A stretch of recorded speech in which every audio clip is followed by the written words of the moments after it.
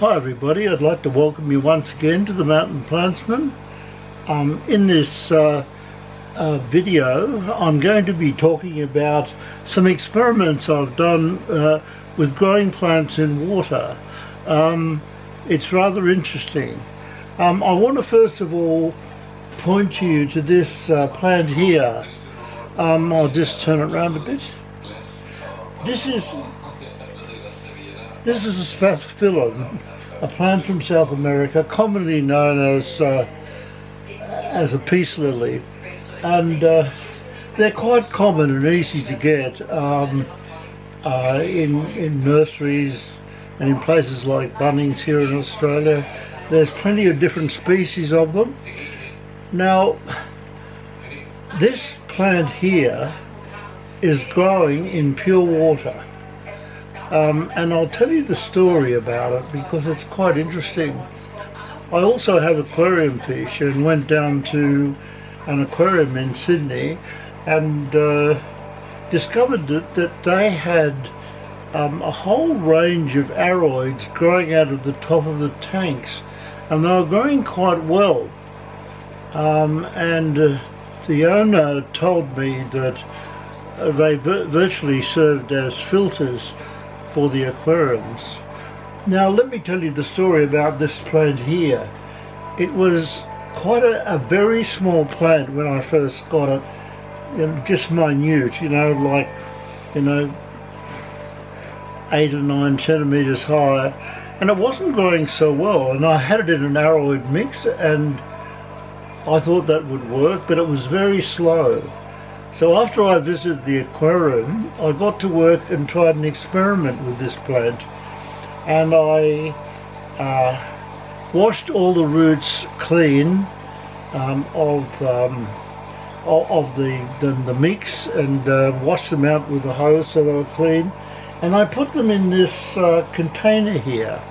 It was much smaller than this, of course, and it as you can see, it's a translucent pot, flower pot, and I drilled some holes in it to let the water in. And I put it in this little tiny sort of pond that I have on my veranda, and it's got goldfish in it, and it's even got a few baby koi's in it, and some other sort of minnow fish. And when I put this in at first, it started to grow like mad. You've got no idea how quick it grew. And it's got to this size now, where, as you can see, it's just enormous. And for the size, if you pull it out, you can see that it just roots. And the roots are in the water there. Now, there's two things about this plant that I think I can say. That first of all, this is sort of a fish pond, and the fish have obviously produce waste from their own eating, and waste from leftover food. Now, what happens? The symbiosis here is that this plant absorbs all the fish waste, so it sort of acts as a filter. It absorbs the ammonia, the nitrate, the nitrites, and that the fish waste produces, and so it acts as a filter, but it also acts certainly as a fertilizer, making this plant grow larger than I get. Now, this plant has got from a single little stalk about this high, and in 3 months it's grown like this, so it's grown terrifically. Now, what I've noticed, by the way, is that spathiphyllums do grow well in the water. This aquarium had plenty of them around, and they were all growing with their roots reaching down into the aquariums, which the fish rather like, I think. But this water here is slightly heated. It's up to about 18 degrees, so it's not that warm, but it's enabling this plant to grow like it's in summer.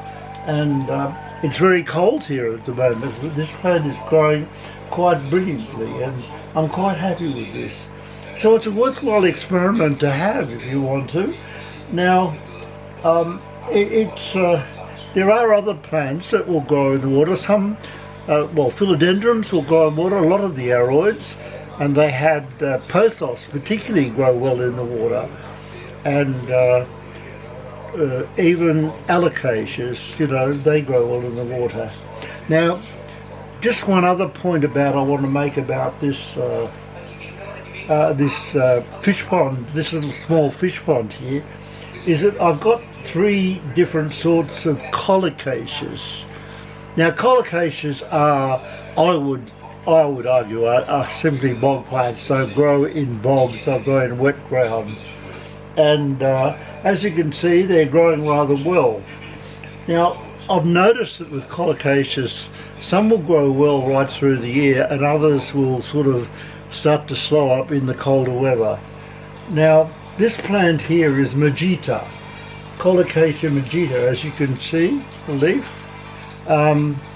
It's quite a beautiful leaf, and it's grown quite large, and I believe the leaves will grow bigger than this, but it is, of course, they're like yams.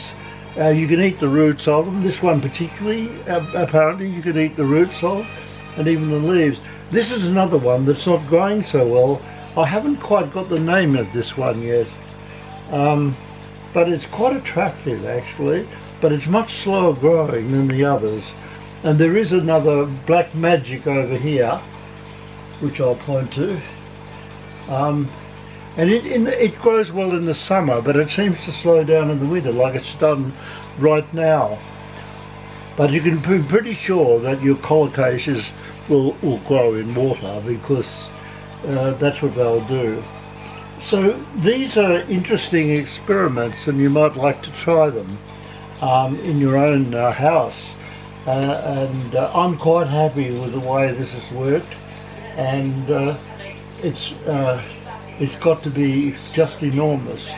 So thank you very much for listening. We'll have some more plants in the next video to show you. Thank you for listening.